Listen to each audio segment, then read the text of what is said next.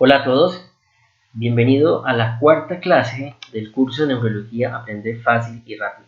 Hoy vamos a ver esta enfermedad que es muy frecuente, es la enfermedad neurodegenerativa más frecuente que existe en el mundo entero. Por lo tanto, todos nos vamos a enfrentar a ella, ya sea como médicos, como pacientes o como cuidadores de alguna persona que la tenga. ¿Y cuál es? Es la enfermedad de Alzheimer. Es la demencia más frecuente de todas las demencias que existen, es la más frecuente y es la enfermedad neurodegenerativa más frecuente en el mundo. De ahí la importancia, ¿sí? De ahí la importancia de esta enfermedad y por qué vamos a hablar hoy de ella. Espero lo disfruten, es una clase corta, muy puntual, dirigida para todas las personas, no necesariamente tienen que saber de medicina para entender, esto va a ser muy sencillo para que lo puedan comprender. Espero se queden al final y los invito a que se queden hasta el final porque les tengo una sorpresa para todos los que han sido bien juiciosos y han visto todas las clases. Entonces, empecemos. Definiciones. ¿A qué nos vamos a enfrentar? Entonces sabemos, tenemos que definirla muy bien.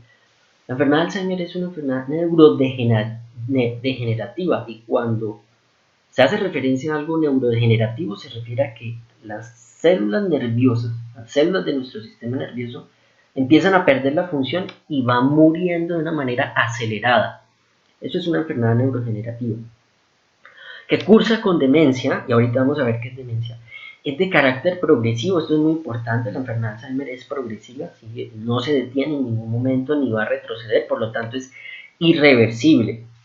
Ahora, si deja de ser progresivo o tiene un comportamiento irreversible, ya se cae de su peso de la definición y dejaría de ser esta enfermedad.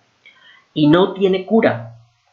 Ojo, que no tiene cura no quiere decir que no tenga tratamiento. Lastimosamente no tenemos tratamientos hoy efectivos modificadores de la enfermedad que la detengan y que la hagan irreversible. Pero sí existen hoy unos descubrimientos que se han hecho en tratamientos tanto farmacológicos como no farmacológicos que le ayudan muchísimo para el tratamiento de esta enfermedad. Ahora, ¿qué es demencia? Como dijimos que es una enfermedad neurodegenerativa que cursa con demencia, entonces demencia se trata de una disfunción progresiva de las funciones cognitivas. Se alteran estas funciones cognitivas de manera progresiva, o sea, seguimos insistiendo con lo progresivo de esta entidad. ¿Y qué es función cognitiva? Vamos a definir eso. Cognición tiene que ver con conocimiento, es lo mismo. Cognición estamos hablando de conocimiento. Y es el cúmulo de información que se dispone gracias a un proceso de aprendizaje o a la experiencia, ¿no? Eso es cognición. Rodolfo Ginas tiene una definición muy bonita. Rodolfo Ginas es un neurólogo colombiano muy conocido y él lo define cognición o funciones cognitivas, las define como las habilidades mínimas que tiene un ser humano para desenvolverse en el medio y solucionar problemas, ¿no? Esta definición entonces, ¿a qué hace referencia? Pongamos un ejemplo. Sale cualquier persona de la escuela, va para la casa y necesita esas habilidades para resolver ese problema de ir desde la escuela hasta la casa. Entonces, primero, conocer la ruta del bus, saber cuál es la ruta, cuánto vale el pasaje, con cuánto dinero cuenta, si le hace falta, si le sobra dinero, cuál es la estación que debe tomar, cuál es la estación donde se baja, cuánto demora ahí o cuánto tiene que caminar para ubicar la casa y finalmente llegar. Y ahí es donde se necesitan todas esas funciones cognitivas.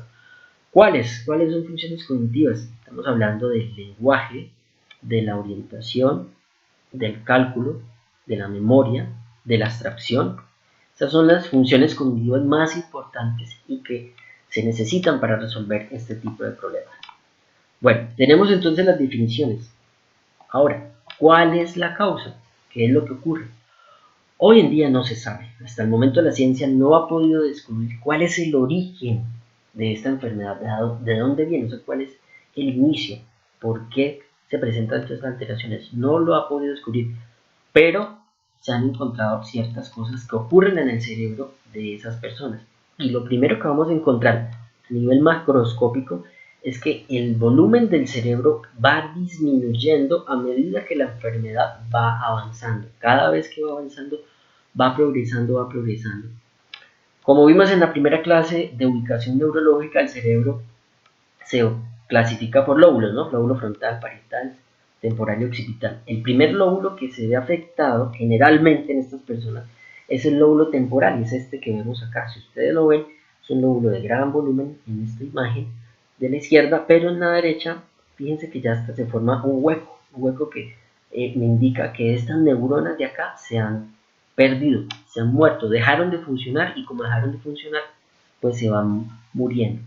Y que finalmente ese espacio el cuerpo lo va a llenar, o el cerebro lo va a llenar, de líquido cefalorraquídeo, que es lo que encontramos ahí. Entonces, ¿qué es otra cosa que se ha visto? A este nivel, entre la frontera del lóbulo temporal y el frontal, se encuentra un núcleo que se llama el núcleo de Meissner, cuya función de esas neuronas es la producción de acetilcolina. Entonces, como esta área es la que se empieza a atrofiar y esas neuronas están encargadas de producir acetilcolina, y la acetilcolina, ¿qué es? Es un neurotransmisor. Es un neurotransmisor. ¿Qué quiere decir un neurotransmisor? Es el mensajero que llevan las neuronas para que funcionen. Eso es lo que consiste en un neurotransmisor. Entonces, para que estas neuronas funcionen, necesitan de esa acetilcolina para que haya ese impulso nervioso y puedan funcionar, y pueda yo tener el cálculo, la memoria, el lenguaje, la abstracción, para que todo eso pueda funcionar, necesito acetilcolina. Pero como han dejado de producirse, voy a tener menor cantidad de acetilcolina, y por lo tanto mis funciones cognitivas en este caso van a empezar a descender. Ya con el paso progresivo de toda la enfermedad, pues voy a tener muy poquita, y pues no voy a poder utilizarla, y mis funciones cognitivas van a disminuir. Por lo tanto, ese aprendizaje previo que yo tenía va a ir disminuyendo. Y como estamos hablando de aprendizaje, ya podemos mirar y empezar a hablar un poco de prevención, y es cómo yo puedo empezar a prevenir Alzheimer, y es aprendiendo cosas nuevas. Todos los días y cada vez más tengo que forzar a mi cerebro a forzarlo a hacer un gran esfuerzo, a que aprenda cosas nuevas, muchísimas cosas nuevas, porque cada vez que aprendo cosas nuevas se van a formar muchas redes neuronales, muchísimas redes neuronales se van formando, y eso cuando llegue a mi vejez es porque voy a tener un cerebro robusto, lleno de muchas redes neuronales, y así es una forma de prevención de la enfermedad de Alzheimer. Bueno, muy bien, ya tenemos entonces eh, definido qué es lo que sucede, con la acetilcolina, las neuronas, cómo van muriendo poco a poco, lo que pasa estructuralmente, un cambio estructural también para tener en cuenta, y es que esto, que lo vimos en la primera clase, que es el hipocampo, esta estructura que hace parte del sistema límbico y cuya función es la memoria, ¿no? Y vimos en la memoria, y los invito a que vuelvan a ver esa clase, si de pronto se ha olvidado eso y lo que no lo han visto, vuelvan a ver el pedazo del sistema límbico. Hablamos de los dos tipos de memoria y cómo se alteraba en la enfermedad de Alzheimer, porque este hipocampo también es uno de los primeros que se va dañando, que se va atrofiando, que va perdiendo volumen, y aquí vemos cómo ese hipocampo está también con una pérdida de volumen muy importante. También otra cosa que vemos a nivel macro, y eso nos ayuda muchísimo para el diagnóstico con imagen, cuando hacemos imágenes cerebrales, es esto que ven aquí un poco más oscuro, es lo que es la sustancia gris, o corteza cerebral, se le llama en neurología. Esa corteza cerebral es la primera porque ahí está el núcleo, ¿sí?, la cabeza de la neurona. Entonces ahí está el núcleo de la neurona, y eso es lo que se empieza a ver, esa atrofia cortical. Ya después es todo el cerebro.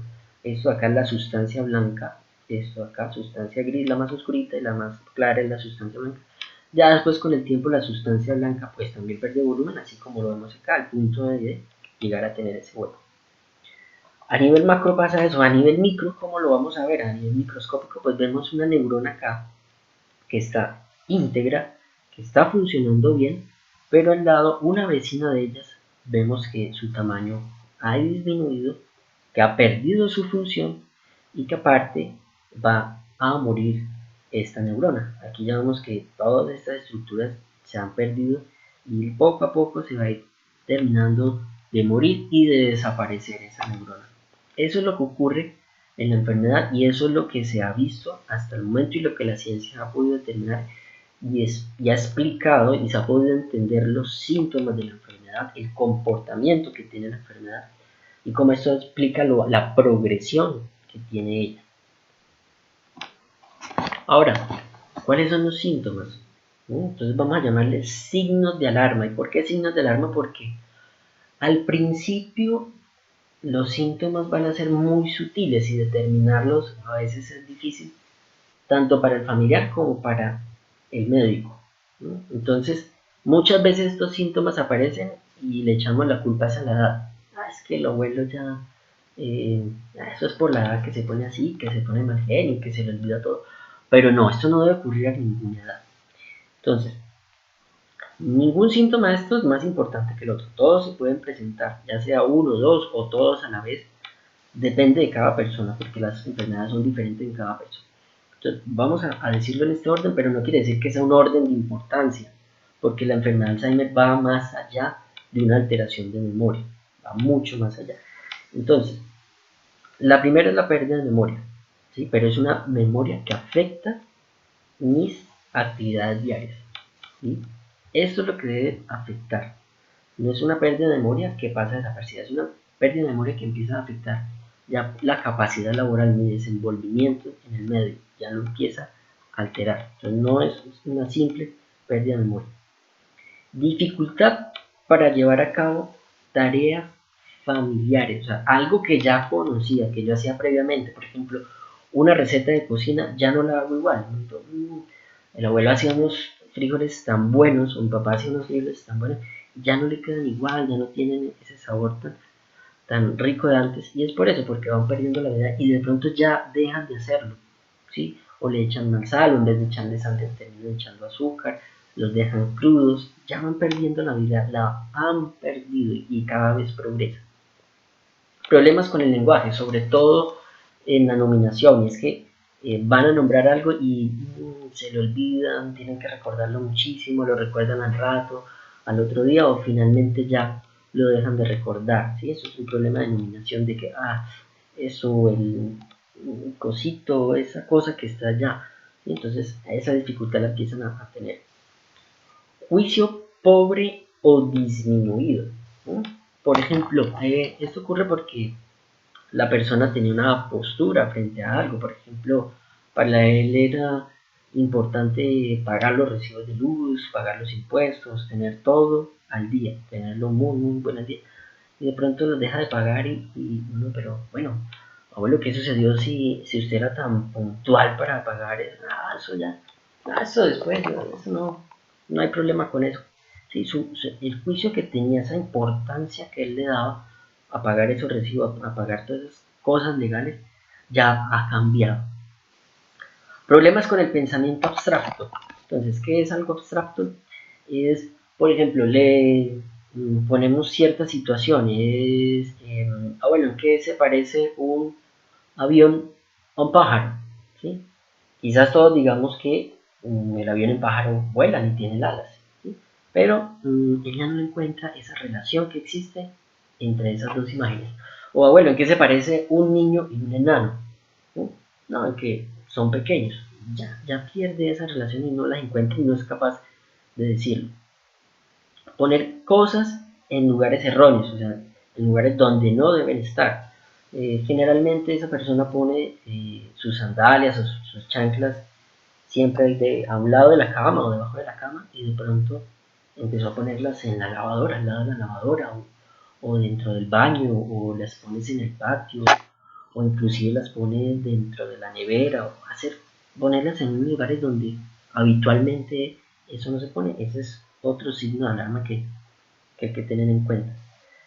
Cambios en el humor o en el comportamiento. De pronto empezamos a ver a esa persona llegada, a ese familiar, un poco más irritable, de mal genio, cualquier cosa nos pone enfadados o muy tristes, o ahora de pronto se ven muy tristes, callados, llorando por cualquier cosa, por cualquier motivo, cualquier situación los hace muy sensibles y los pone a llorar. Ese cambio también es un signo de alarma que empezamos a ver al principio de la enfermedad. Cambios en la personalidad. Teníamos a ese ser querido humorista, que a toda hora se reía, que a todo le encontraba el sentido del humor, que por todo se quería reír, que a todo quería volverle un chiste, pero ya no, ya cambia, ya no se ríe, ya no encuentra el humor en las cosas, ya no dice chistes, ya no echa refranes, ya no cuenta historias chistosas, ya empieza a cambiar la personalidad de esa persona, de ese ser, y empezamos a verlo diferente, ya empezamos a extrañarlo, como que ese no era mi papá, ese no es mi abuelo, el que yo siempre conocí toda la vida. Y la pérdida de iniciativa, ya no hacen cosas placenteras que antes les gustaba, ir a misa, reunirse con los amigos, estar en el grupo de deporte que hacían antes, ya empiezan a perder toda esa iniciativa. Y por último, la desorientación en tiempo y lugar. No saben la fecha que es, olvidan de pronto el lugar donde está, ¿sí? No saben dónde está, no saben cómo llegar a la casa, se les olvidan las rutas para poder acceder a un lugar, ¿sí? Todo eso lo van perdiendo. Esto apenas son los signos de alarma. A veces son muy chiquiticos y pasarán desapercibidos. Como les dije, todo esto progresa, progresa, progresa, progresa. Y progresa hasta llegar a dónde? Hasta tener las A. Como les mencioné en la primera clase, las A que me indica que es una enfermedad de la corteza cerebral, o sea, de la sustancia gris. ¿Y cuáles son las A? Pues las apraxias y las agnosias.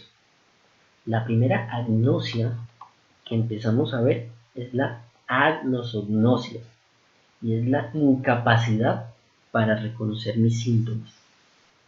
¿Qué quiere decir?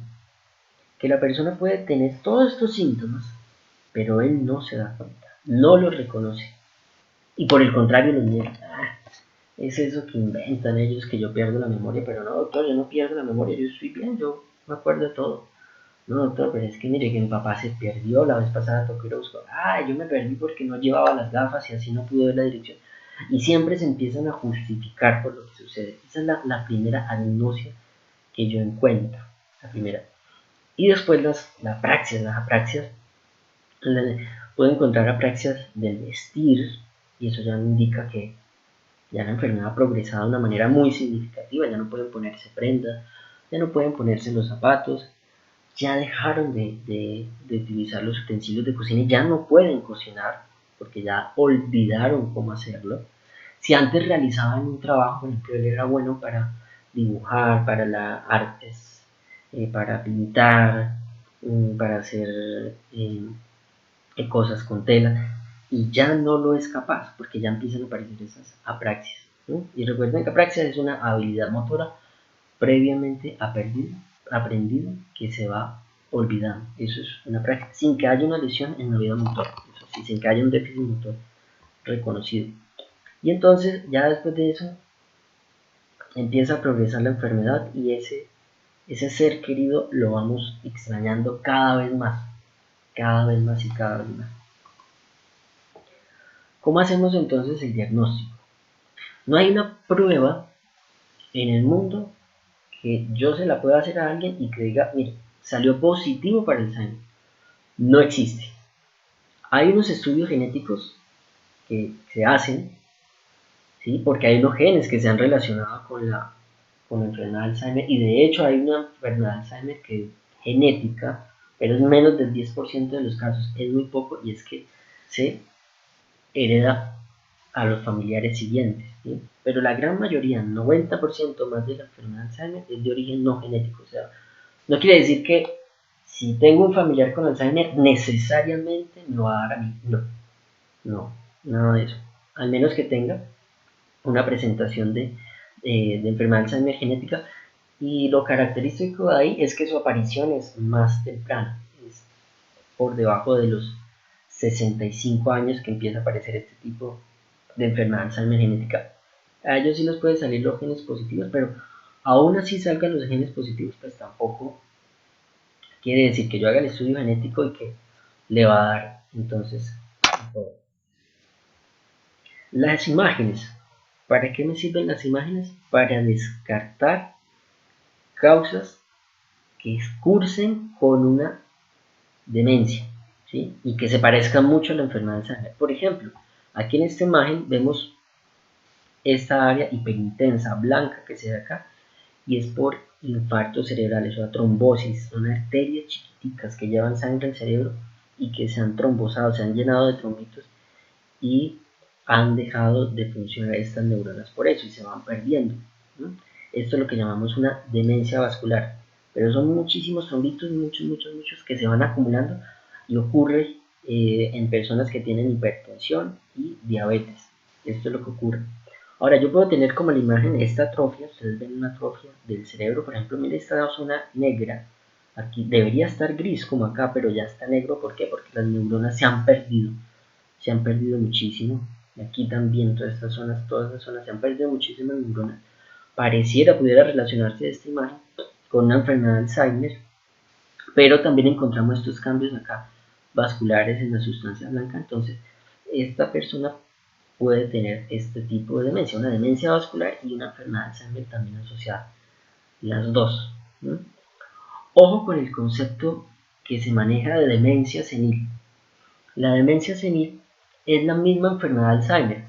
Lo que pasa es que popularmente se le ha mencionado como demencia senil, pero ese término no es bueno recomendable usarlo porque por la vejez uno no llega a demencia, ¿no? O sea, si no, pues todas las personas que llegáramos a la vejez vamos a tener demencia, no es así. Entonces, esa demencia senil es la misma enfermedad de Alzheimer que mucha gente menciona así. Entonces debemos tomarle una imagen cerebral, una resonancia cerebral simple a las personas que tienen ese deterioro en las funciones cognitivas y verificar que no tenga imágenes por lesiones vasculares, que no vaya a tener tumores, que no vaya a tener infecciones, que no vaya a tener hidrocefalia. ¿Sí? Hidrocefalia es que se llena de líquido, de mucho líquido cefalorraquídeo, hay un acúmulo exagerado, porque el líquido cefalorraquídeo es normal que lo tengamos, pero se acumula muchísimo líquido cefalorraquídeo y produce una hidrocefalia, se llama eso, y puede hacer una demencia en el paciente. Aparte de eso, tenemos que verificar y hacer unos exámenes de sangre como tomar vitamina B12, ácido fólico, homocisteína. Tenemos que mirar la función de la tiroides, cómo está, verificar cómo está funcionando el hígado, cómo está funcionando el riñón, porque esas alteraciones van a impactar en funciones cognitivas y el paciente puede cursar con una demencia o una apnea del sueño que también se asocia a deterioro cognitivo. Entonces, el diagnóstico lo debemos hacer con neurología. Se hace con un neurólogo, el diagnóstico. El paciente y el familiar o el grupo familiar, porque el grupo familiar con el que vive y con el que tiene contacto debe estar enterado de la enfermedad y del comportamiento, porque todos los síntomas son debido a su enfermedad y no porque él los quiera expresar así. Entonces, eso es importante. El neurólogo debe hacer y se debe apoyar para clínicos como los que acabamos de mencionar, y en algunas ocasiones se hacen lo que son las pruebas neuropsicológicas o la valoración neuropsicológica. Y estas se hacen y la recomendación es cuando yo tengo muchas dudas en identificar cuáles son los dominios cognitivos, cuáles son los dominios en esas funciones cognitivas que están alterados, ¿no? Entonces, ojo con realizar los tests neurocognitivos que se pueden hacer en consulta. No está mal hacerlos, pero si no se tiene la habilidad para realizarlos, es mejor que los haga un neuropsicólogo, un experto que apruebe y que aplique las pruebas. ¿Por qué? Porque se corre el riesgo de que queden mal hechos y se llegue a un mal diagnóstico. Entonces, ojo con las pruebas neuropsicológicas que sirven, son de gran ayuda, pero eso ustedes los debe hacer un experto, alguien que tenga la experiencia para poderlas aplicar y así tener un diagnóstico certero. Tratamiento, ¿qué vamos a hacer entonces con estas personas? Hay un tratamiento farmacológico y estos son los medicamentos que existen hoy. Se están estudiando actualmente algunos que van a tener un impacto seguramente positivo en los pacientes, pero la realidad es que hoy en día contamos con estos, con la memantina, galantamina, rivastigmina y donepezilo. Ellos van a actuar sobre la acetilcolina, lo que es la galantamina, ribastigmina y donepezilo, van a actuar sobre la acetilcolina. ¿Por qué? Porque van a evitar que la enzima que degrada la acetilcolina, ellas la van a frenar, la van a antagonizar. ¿Para qué? Para que tenga más, la neurona tenga muchísimo mayor concentración de acetilcolina, que fue el neurotransmisor que les mencioné al inicio, que era el que fallaba. Entonces, cuando damos estos medicamentos, vamos a tener mucho mayor contenido de acetilcolina y vamos a mejorar esas funciones cognitivas. Es una forma de ayudarlos, pero ojo que no van a hacer irreversible la enfermedad, no la van a cambiar. ¿Sí? El curso sigue, la neurodegeneración va a continuar, pero sí va a mejorar lo que son las funciones cognitivas que aún no se han perdido. Y la memantina es la otra que bloquea hace un bloqueo sobre los efectos tóxicos asociados a los receptores de glutamato. ¿Sí? El glutamato es otro neurotransmisor y que en gran cantidad, en exceso de glutamato en estas personas van a tener un efecto tóxico y aún mucho más neurodegenerativo en la persona, y va a hacer que los síntomas pues van a ser mucho más grandes y se pueden asociar ya a cambios en la conducta, inclusive a tener psicosis el paciente. Es cuando ya empiezan a ponerse muy irritables, ¿sí? Que toca inmovilizarlos, se ponen groseros o pueden llegar a ser violentos por esa psicosis. Entonces la memantina actúa acá y generalmente vamos a dejar la memantina para esos estadios ya severos de la enfermedad. Para el inicio podemos utilizar cualquiera de los tres. No hay grandes diferencias, no hay uno mejor que el otro. No podemos decir que este es mejor que el otro, que todos sirven, pero hay que tener en cuenta, ojo, y mucho ojo, ¿sí? Aunque aquí están anotadas las dosis, siempre se empieza con dosis bajitas, y cuando uno inicia con dosis bajitas, la respuesta no es inmediata. Entonces de pronto los familiares van a decir, no le está haciendo, no es que le está haciendo, sino porque apenas vamos a empezar con dosis mínimas efectivas para poder llegar a un ascenso y llegar a la dosis óptima. Entonces al principio puede que no veamos los cambios adecuados. Y otra cosa que hay que tener en cuenta son los efectos secundarios, sobre todo a nivel gastrointestinal son muy frecuentes, la diarrea, los vómitos, las náuseas pueden aparecer. Otros también temibles son la hipotensión, que puede bajar mucho la tensión arterial o la frecuencia cardíaca.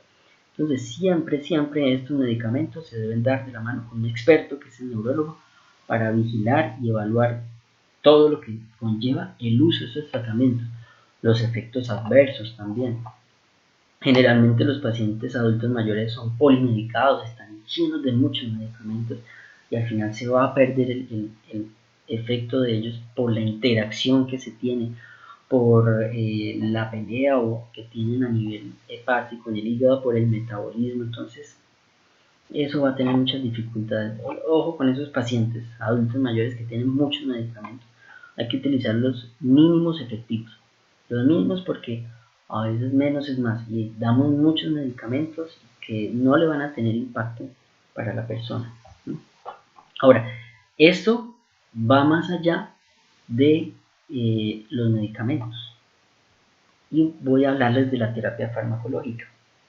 Y aquí quiero que presten muchísima atención, y sé que hasta el momento la han prestado.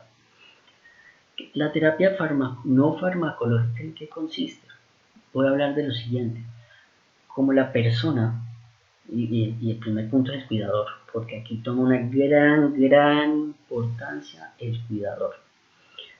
Como ese ser querido tiene esa agnosognosia y él no se da cuenta de su enfermedad, entonces no va a sentirla, no va a sufrirla, la enfermedad.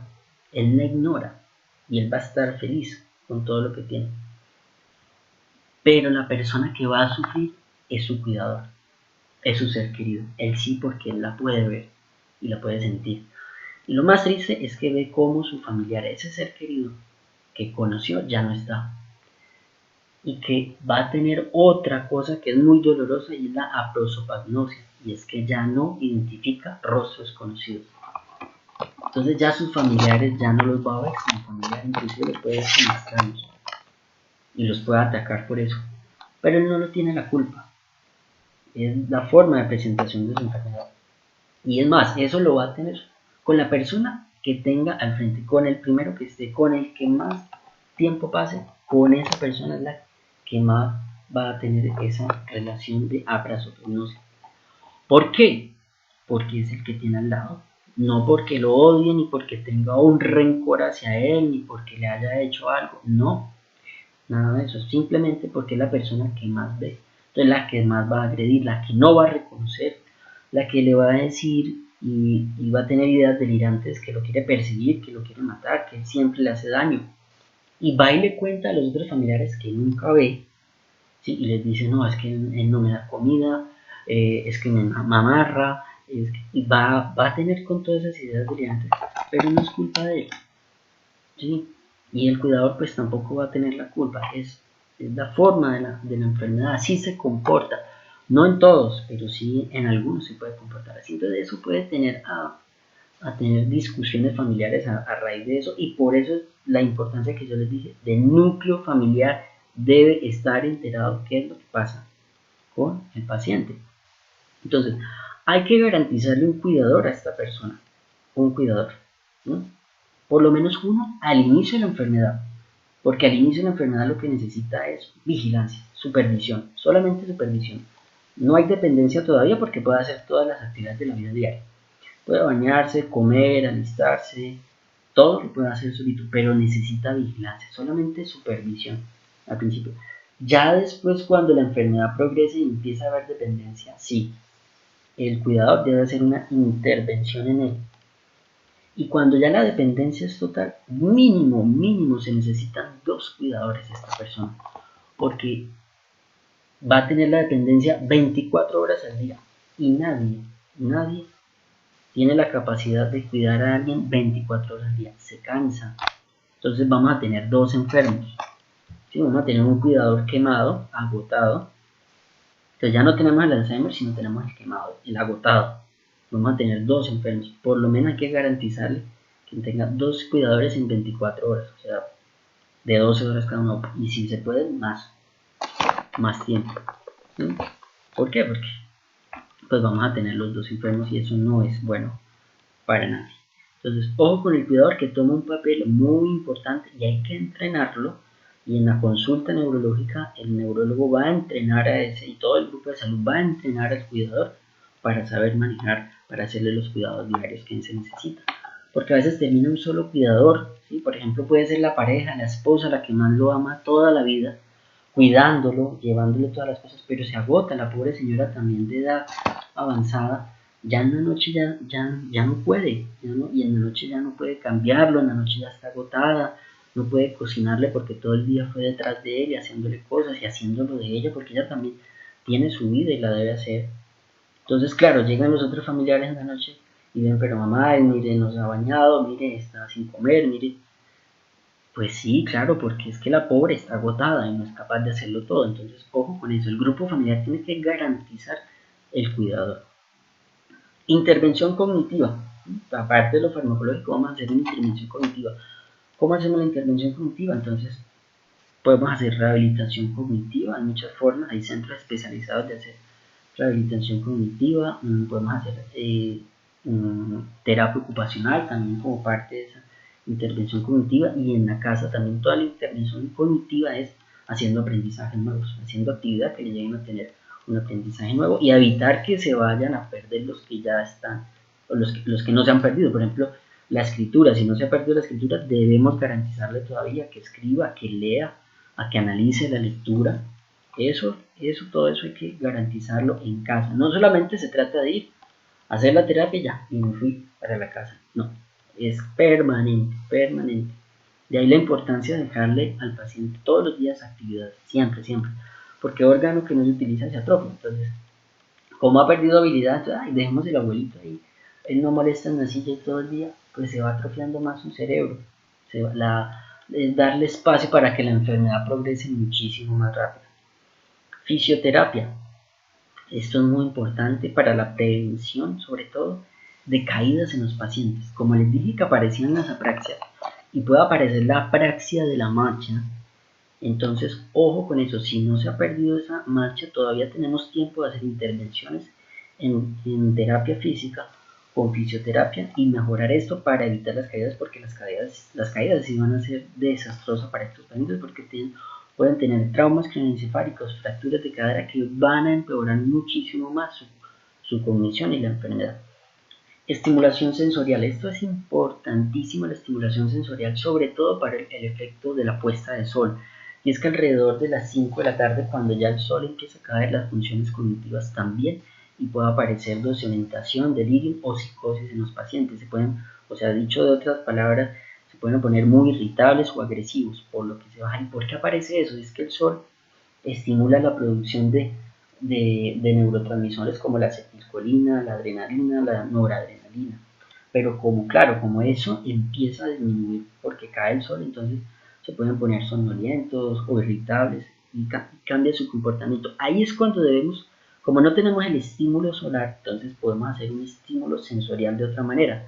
Pueden ser con luces de colores, luminosas, podemos ponerle música, podemos hacer que baile a esa hora, ¿sí? Un tiempo antes, 4 de la tarde vamos a empezar a hacer eso. Y ojo que las tareas que les dejemos no pueden ser tareas prolongadas ni agotadoras, ¿sí? Porque bueno, papá, vamos a sentarnos a pintar y 2 horas ahí, pues se agota, se va a cansar porque se ponen inatentos también. Entonces la estimulación sensorial es muy importante acá en este episodio. Alimentación saludable. Cada vez los médicos le damos más espacio en nuestras consultas en la alimentación saludable de nuestros pacientes. ¿Cuál es la alimentación saludable para ellos? Lo primero es que tenemos que quitar la ingesta de azúcares procesados, ¿sí? Ya sea el azúcar blanca, morena, panela, esa que conocemos que es un azúcar procesada, como las otras formas procesadas que viene el azúcar y que no nos damos cuenta, que son las que vienen en frascos, en tarros, en potes, toda esa azúcar procesada que viene en combinación con otros alimentos, lo que se llama la alimentación industrializada, que es fácil de conseguir en el mercado, eso debemos empezarla a quitar. Debemos a disminuir también la ingesta de carbohidratos y aumentarlo en vegetales y aumentar el consumo de ácidos grasos, pero ácidos grasos pues saludables, ¿sí? Como cuáles, los que vienen en el coco, o el aceite de coco también, el que viene en el aguacate, el que viene en el huevo, ¿sí? Son ácidos grasos muy buenos. Los que vienen en los frutos secos como las almendras, las nueces, ahí encontramos ácidos grasos que van a ser saludables, especialmente omega 3, que va a ser muy saludable. Y les recomiendo que disminuyan la ingesta de aceites industrializados y procesados como los aceites de girasol, de canola. Esos aceites vamos a reemplazarlos más bien o por el aceite de coco o por el aceite de oliva, que me da un aporte mucho más de omega 3. Y la actividad física sirve para todo, todas las enfermedades, y también hace parte de las rutinas que le debemos poner todos los días. La actividad física, les repito que no debe ser una actividad física ni agotadora porque lo cansamos, porque los aburrimos, ¿no? No deben ser muy prolongadas, sino más bien cortas, en un espacio amplio donde haya luz, donde pueda caerle la luz solar, es importante de la actividad física. Y bueno, eso es en cuanto a la terapia no farmacológica, y hasta aquí pues hemos llegado al final de esta charla. Les dejo con esta imagen de William Wintermoren, que es un pintor estadounidense que él dibujó su propio rostro durante todo el tiempo de su enfermedad. Entonces en 1967 dibujó su rostro y mostraba los grandes dotes que tenía de pintor. En el 96, cuando ya diagnosticaron su enfermedad, ustedes notan el cambio que tiene en ese rostro, ¿no? Es un rostro bien configurado con todas las características y los detalles, es un rostro más simple. Eso lo que me indica es que la enfermedad ya venía hace mucho tiempo atrás. Cuando se diagnosticaron era cuando los síntomas ya estaban muy pronunciados. Pero esta no es una enfermedad que arranca en 1 o 2 años. Esta enfermedad arranca muchísimo tiempo atrás. Muchos años atrás empieza, pero lastimosamente no es culpa de nadie.